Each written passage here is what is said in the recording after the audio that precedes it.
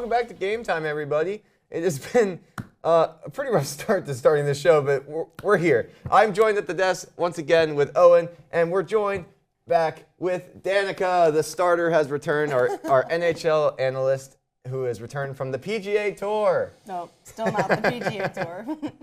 Anyways, talking about the NHL, we're going to kick it off with the NHL playoffs because they have given us some exciting moments thus far, and we're not even out of the first round, guys. Well, most of us aren't, because the LA Kings have been knocked out of the first round, and so have the Ottawa Senators. The Sens were the first team to get swept this year, and the Kings were the day after. In Game 4 of that series on Sunday night, the Avs center Nathan McKinnon had his 15th career playoff game with 3 or more points. The Avs defense is what really showed out against the Kings, though. The team only conceded 3 goals on 5 of 5. Hockey is... what? Hockey is something, man. Conceded 3 goals in 5-on-5 hockey in the whole of the series. There it is. Go. There it is. So those 3 goals coming in 5-on-5 hockey. All that means is that the other 2 goals that they did score in the series came during the power play. Yes. Which is when majority of the goals do come, especially in the playoffs. This just shows how little I know about hockey. Anyway. Look, it's all good, man. It's all every year. Come playoff time, people start to realize that this is arguably the most fun sport to watch. Agreed. The Tampa Bay Lightning are tied with the Montreal Canadiens in what's turning into an absolute dogfight of a series. Tied at 2-2 now, this one is going back to Tampa for Game 5. All eyes are on Brandon Hagel, who is up to 6 goals in the series, including the game winner last night. On the other side of the ice, 50-goal scorer Cole Caulfield will continue leading the underdog Habs in hopes of taking down Cooch and the gang. Like Cool in the Gang, get it? But it's Nikita Kucherov, like Cooch in the gang. Yeah. That was pretty good. I thought that was pretty good. It was. And how about those Flyers, guys? I had the opportunity to go on Saturday, and let me tell you, Xfinity Mobile Arena was absolutely electric. They did lose, which was kind of disappointing on my half, but it's all right. After jumping out to a quick 3-0 lead on the Penguins, many thought that the sweep was in play. Flyers fans who made it out to Xfinity Mobile Arena last night in hopes of seeing an exciting Philly sweep let down. Like I said, truly disappointing. Instead, they were met with an energetic Penguin squad who refused to go down, keeping the tempo high and staying on the front foot for all 3 periods. The Penguins prevailed, and therefore the series is headed back to Pittsburgh, where the Flyers will try to finish them off in Game 5. Let me just say, back on the Flyers half, Sidney Crosby has been pretty much like locked down, has not really produced up until that Game 4. He obviously had the first goal of the night, but I think this Flyers defense had him figured out for a while, and they were definitely in Pittsburgh fans' heads, which was great. I don't know if you guys saw the billboard on 95, the embellishment billboard, but it actually does exist. I passed it last night, and it is incredible. Yeah, I didn't really see that billboard, but I have not gotten a chance to see it yet. No. It's incredible. But because Sidney was that Sidney's first goal of the whole thing? He had 1 point through 3 games. So is this until Game 4? Is this the point where he starts to catch fire against? Absolutely not. No. No. Okay. He's washed. Well, Well, they're see. playing right now. Yeah, currently, actually, we're recording. They're down 3-2 after the second period. Yeah, we're playing them right now, and Michkov wasn't really the guy at all. You know, he found out that if he wasn't going to be able to make contributions offensively or on the power play, then he could just rack up penalty minutes. So that's what he was doing, and they bumped him tonight, and Alex Bump scored. Yep. So they're down 3-2, but the guy that they put in for Michkov has already scored. So. I want to make a comment about Michkov, specifically because we've seen him under the coaching of Torts, and Rick Tocchet, and both of them have had a problem with this kid. Yeah. So is it really the coach's fault? Because we knew Torts was a hothead. Tocchet isn't really that guy, and we're seeing both of them have this negative reaction to Michkov. Is he the problem? He's not producing. I think Michkov is the problem. I think he has a nice mixture of modern day athlete smugness and Russian smugness. You know what I mean? The Russians have always been so good at hockey, but they've also always kind of thought that they were better than everybody at hockey. Yeah. The Canadians at least, come to terms and accept defeat because that's what they do. They're a softer people. Yeah. The Russians aren't always like that. They don't like He to let down complained their about guard. his playing time at the start of his rookie season. As most athletes do. And he hasn't really given us a reason that he should have playing time. Clearly, he got benched tonight. He got benched in the third period of Saturday's game. Little diva-ish, just a little bit. Yeah. I'm not commenting on that, trying to say that's the whole problem, but there's definitely been a little bit of that with Matvei Michkov. Yeah. I think Matvei doesn't like head coaches, and I think he wants to run the play. Oh, man. I don't know. Dallas Stars are in a tight one with. They are. Yeah. I actually did watch the end of that game and their loss in overtime to the Wild, I think. Wild? Yes.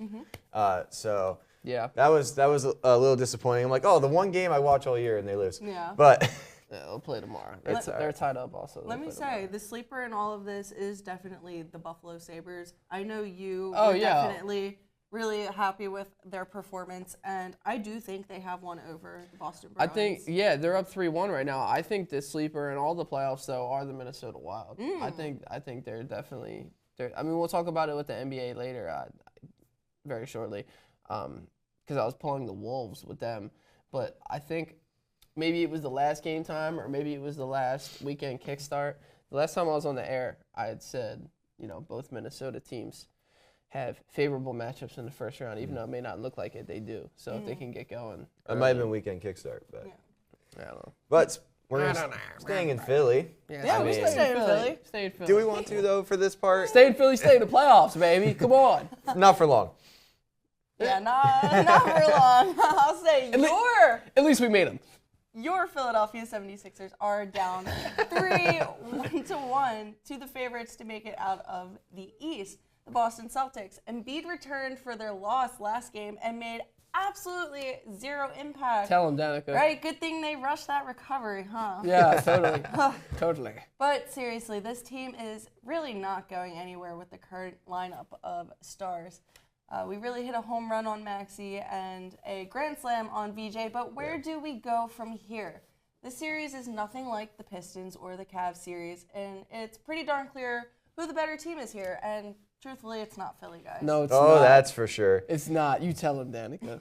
On our morning show, Cole had a whole rant about Yes, the he Sixers. did. Yes, Cole he and did. I have been talking a lot about the Sixers, and yeah, it's not looking pretty even for the diehard fans. They know that something is clearly wrong. Cole said himself, it's been a decade, and there has been no change. Yeah. And I wonder why, because according to Cole, it is your owner, Josh Harris. Well, yeah. I mean, look, when you center everything, around one guy that's hurt all the time, the main piece, this kind of thing is bound to happen. But I agree about the Josh Harris comment. You should go ahead and get into it. Should I keep going? Josh Harris stinks. Tell us why, bro. This guy literally brought out Howard Lutnick to sit courtside with him in Boston. Yeah.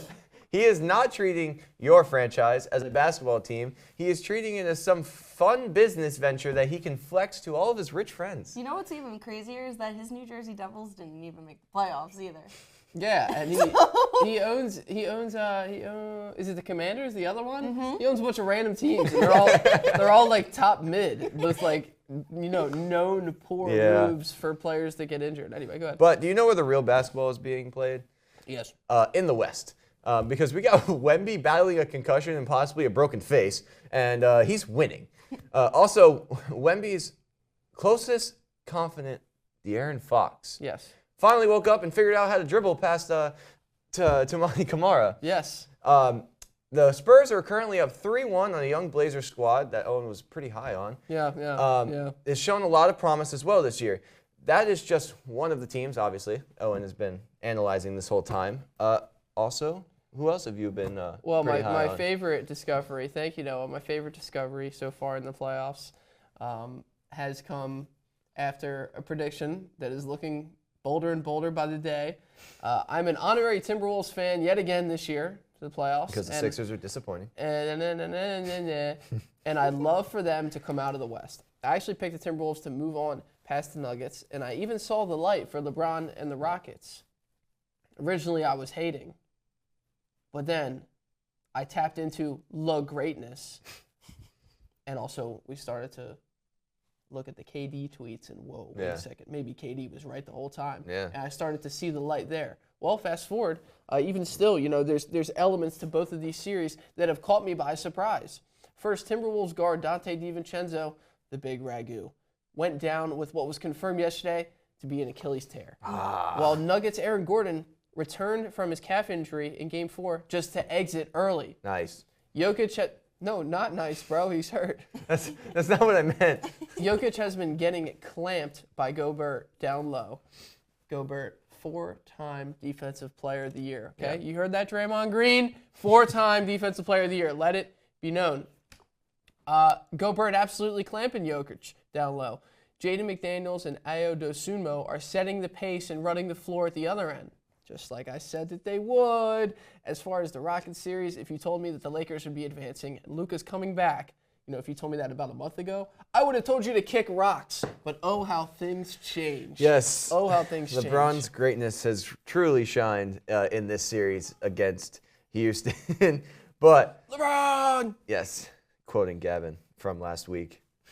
Quoting Gavin. Pull the clip possibly. Quoting if you missed Gavin. it from last week's episode. But yes, I love how I was talking smack about your Sixers as if the Mavericks haven't been tanking for the last 2 years.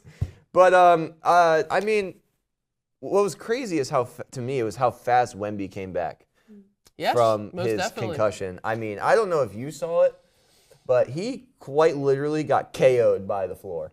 Yeah, his head bounced off the floor. Chin right onto the floor, just completely just.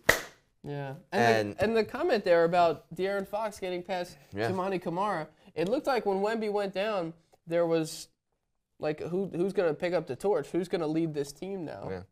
I mean, De'Aaron Fox is the oldest one after that, Finally, correct? last game he picked it up. Yeah, he wasn't shooting that great this series up until that injury, but now, he was lights out last game. Have any series ended yet? I think they're all still going. Actually, the Thunder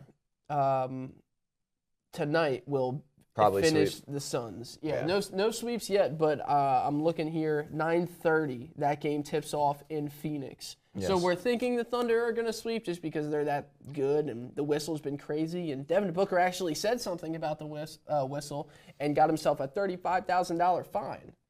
So he actually called out one of the officials by name. I think his name was James, and he said, James. Wow, really how bad. broad. So look, I'm just saying. That's actually happening. These players are mad about the whistle when they're down 3-0. Yes. It's like, you need to facilitate, buddy. You're Devin Booker. Why are you having 4 assists and less than 25 points? You're Devin Booker. Phoenix drafted you 6 or 7 years ago, and you still haven't done anything there. So I'm not the biggest. Don't look so disappointed. I'm not the biggest Devin Booker guy, if you couldn't tell. But. No, I couldn't tell. Didn't give it away at all. But yeah, looking back to some of these series, I like Anthony Edwards though. Who doesn't? The guy's a stud. But the Cavs, Raptors, and the Pistons Magic series have been completely different than what we were expecting. Definitely. The Magic are currently winning, and I believe that the series is tied in Cleveland, or are they up? No, it's 2-2. Yeah. 2-2, yeah. Yeah, Toronto just tied it up the other night. Toronto went 4 from 30. I just messed that up, and my nose is running at the same time. Toronto went 4 for 30 from 3, and they won the game. Wow. So, yeah. Cleveland doesn't even want to win, apparently. I mean, it's crazy what happens when people actually play defense. In basketball, it's almost like anybody can win a basketball game if there's defense, and they're not just kind of letting everybody just. Yeah, both teams. Look, one team under 90, the other team under 95. That's rare for the NBA. That was some good hoops. Well, it was terrible hoops, but in the last 2 minutes, that was some good hoops, bro. Let me tell you. Are there any games that you've hopefully been paying attention to that stand out, or just the Sixers getting blown out by? Okay. All right. Yeah. Seriously, bro. Yeah, that's not looking good. I've been full ride on NHL. I don't blame you at all. The Flyers have been way more successful than both the Sixers and the Phillies, and we will segue into the MLB with that in a second. Wait. More important player to the franchise, Martone to the Flyers or VJ to the Sixers? I don't know enough about hockey, to the so that's all you. Flyers. You think he's more important? I think he was what they were missing. Okay. Consistent goal scorer, Yeah. young blood, hungry. Yeah, the Sixers are still missing everything. Yeah, I see your point.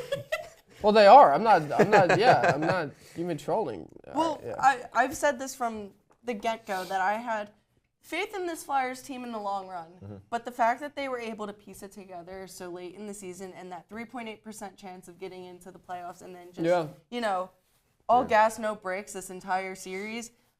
Looking at the score now, they are still down. But even if they lose in Pittsburgh, that's okay because we still need to take one and you're coming back to Philadelphia. Yeah. Because even if they lose in Pittsburgh tonight, I think they're going to show that they're hungry, and they're going to come back even more fired up in Philadelphia. Yeah, and that's most sports. It's the team that gets hot the latest, and the Flyers are hot. I do think with the Philadelphia fan culture, for some reason, I feel like there's a disconnect between the Sixers and the fans right now because the fans are already disappointed in them. They're saying it's over before it's even over. Whereas this Flyers fandom, a lot of them are bandwagons, I will admit, but it just feels different. It feels like the city is more on the Flyer side than it is. It feels the like Sixers the Phillies side. the first time. Yeah. Well, the Phillies. Well, the Phillies are. We need to sacrifice the Phillies for the the Flyers to win. Because when we when made the it all the Phillies way to the win, we World don't. Series the first time. It was like, bro, like what's going on here? They came out of nowhere. They were super hot at the end of the year. And that's what we need from both teams. If you want to see your Sixers make it far, they really need to light a fire under their butts. No, I'm just kidding. They need to light a fire under their butts. But going back to baseball. Going back to baseball. Before we get to the Phillies rant from inevitably Danica, the Boston Red Sox have unexpectedly and suddenly fired manager Alex Cora and 5 members of their coaching staff. Phillies need to do that. 5 members. With no clear direction, the franchise is heading. With no clear direction where the franchise is going. Like they according to literally Trevor Story. They have a really young team too this year, don't they? Yeah. Trevor Story has quite literally come out and said this, and he told the media that the explanation given to them about the firing from Craig Breslow, which is the chief baseball officer, police. Here we go. That the firing wasn't, quote, satisfactory. This has left many people emotional and confused throughout the league. But the Red Sox currently sit at the bottom of the AL East, and now they have this dugout distraction. What are our thoughts about this? It's exactly like the Phillies franchise, but we have You're actually doing something? We have an owner, Dave Dombrowski, who won't do a single thing about it because he's content with this team. And to quote Rob Thompson, this is a good baseball club. Maybe on paper. You lost 10 games in a row, and it took Zach Wheeler coming back to win a darn game. It took releasing Taijuan Walker, which should have been done at the end of last season. So Yeah, Taijuan Walker leaving is like I don't know which one I cried harder for when he was released or when we sent Sidney Brown to the Falcons. But either way. So hats off to the Red Sox for actually being proactive about what they want for their club while they still have time. It's the end of April. Yes, you should have a kind of understanding of where your ball club is headed. And the fact that they're being, like I said, proactive about all of this, hopefully that comes with success. Yeah. The Phillies franchise should do the same exact thing because with the current coaching staff that they have now, clearly that there is no respect from the players because it's the same thing every time. Not to mention, this is a little food for thought because this ticks me off. Your starting lineup should be able to hit a left-handed or right-handed batter regardless of who is pitching. Yeah, we should not be making our lineups based off of who the starting pitcher on the opposing team is. Yeah, we do have that problem consistently. Yes, they changed the lineup. That's turned into Rob's claim to fame is like, oh, I've switched the lineup this game because we put this guy in. And you now put your give hottest you a different hitters look. in. It's like, put your hottest hitters in and let them adapt to a left-handed or a right-handed pitcher. You had Brandon Marsh, who was extremely good in that first half, but he's a left-handed hitter, so he's only going to face right-handed pitchers. That makes no sense. He would be in the lineup more because of the chance of, anyways. But yeah, this is really entertaining. Thank you. You're welcome. Yeah, the Phillies are off to a terrible start, and the Braves are actually not just first in that division, but the best team in baseball. And really, if we look at the AL, the Oakland Athletics are atop their division. That By is one insane. game. Right, Noah. It's one That's game. right, Noah. And look, I said it earlier in the year It's that they were one going to be game. really good, so let's keep an eye on them. Let's talk about the Mets. The Mets are only 1 point below the Phillies. I think they have the same record. Do they have the same record now? Yeah, That's you guys have been kind of back and Yeah, forth the Mets whole are- time the for Mets that are last place terrible. spot. We have the same You guys are record. playing a game of who's worse at baseball. This is expected from the Mets. Yes. not well, expected from the Phillies. No, We are because dropping usually down to their level. Because It's not good. usually the Mets are pretty decent throughout the season. It's usually from They blow up at about the end. about Yeah. what August to pretty much August is when they blow up. Even before then, yeah. Maybe but I see maybe a what you're couple weeks saying. before August is when they completely implode. So seeing the implosion this early is pretty entertaining. I want to point out one more name, former Philly, Jordan Romano, DFA'd on the Angels, posed a 0 ERA through his first 6 starts. I Oh, believe yes. it was. Yeah. But his defense was absolutely saving his butt. Let up almost a few home runs, and his outfielder robbed a couple home runs out there, and then posed a 10 ERA, and then immediately that happened, and now he's designated for assignment. Just The Phillies could pick back up Jordan Romano, and Just I would not be surprised. throwing on some extra hate for Jordan Romano. Yeah. I mean, that whole AL West in Sprinkling general- it on top. The whole AL West has kind of just been flip-flopped, considering Houston isn't dead last right now, which is awesome. But Go Oakland, baby. I have to we'll agree see with what you there. happens. We'll see. Sacramento. We'll see. The Sacramento A's. The Rangers have been nothing but mid this year. They're sitting at 14-14 with a 6-6 home record and an 8-8 away record. They have a positive run differential, which is nice, but they're also 5-5 in their last 10. I would love to be 500 right now. That's fair. I would love to be 500 right now. That's a good point. But our starting pitching, actually, out of everything, has been the most question mark so far, which is kind of ironic considering we have Eovaldi, Mackenzie Gore, and Jacob deGrom. But actually, our bullpen's been pretty much holding it down relatively well, which is usually our weakness. Yeah. So, Well, the Phillies couldn't hit you guys to save our lives, so. Yeah. Let's move on.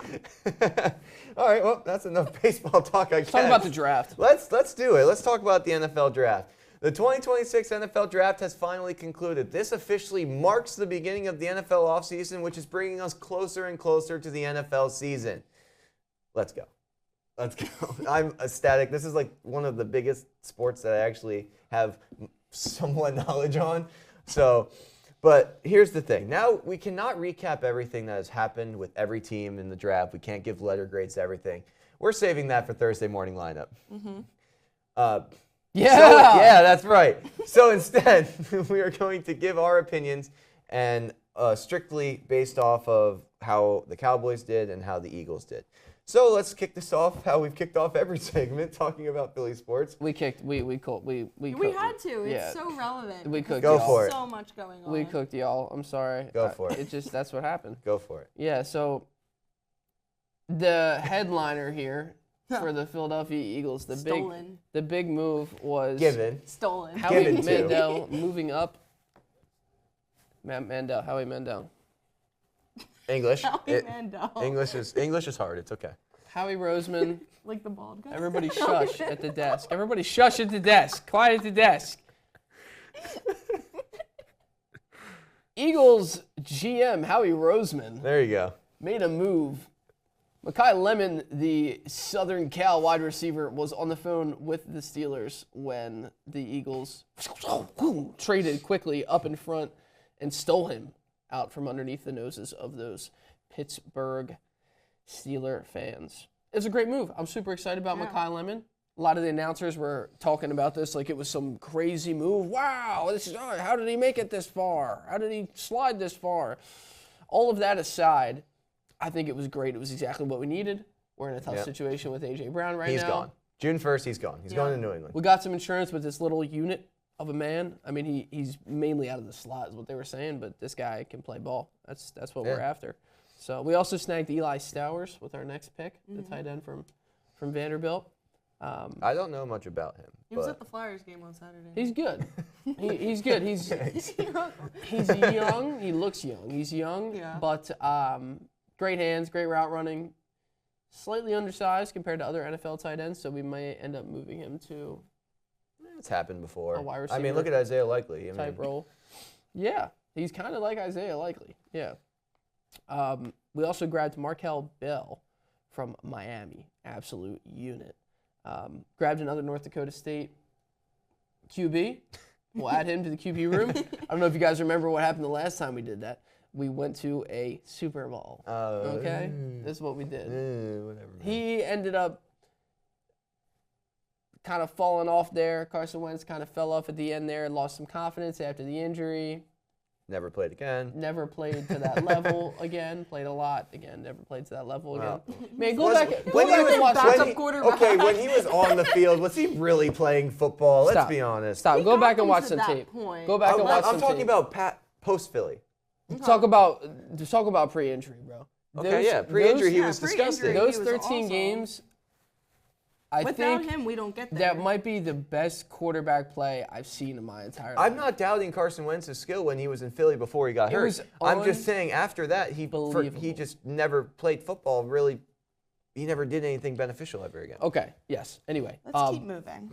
Micah Morris, inside lineman from Georgia. Another great pick. Next, we went Cole Wisniewski. Maybe the exciting Whites will be back. Who knows? Oh, we're sticking with him. a Polish last name like that. We're sticking him back in the secondary. Uar Bernard, the Nigerian defensive tackle. Never played a snap of football in his life. That's okay, man. Doesn't matter. And Keyshawn James Newby, edge out of New Mexico. So we grabbed an edge right at the end. Yep. Always important to edge. Always important to grab an edge. There you go. We needed that. We need a little bit of insurance. Okay. Quick on my feet. Okay. So Shosh. I wanted to highlight just. But that's who the Eagles picked, and Yeah. we're excited. We're excited, Yes. especially for Mekhi Lemon. But go ahead. Yes. I want to highlight the Uar Bernard.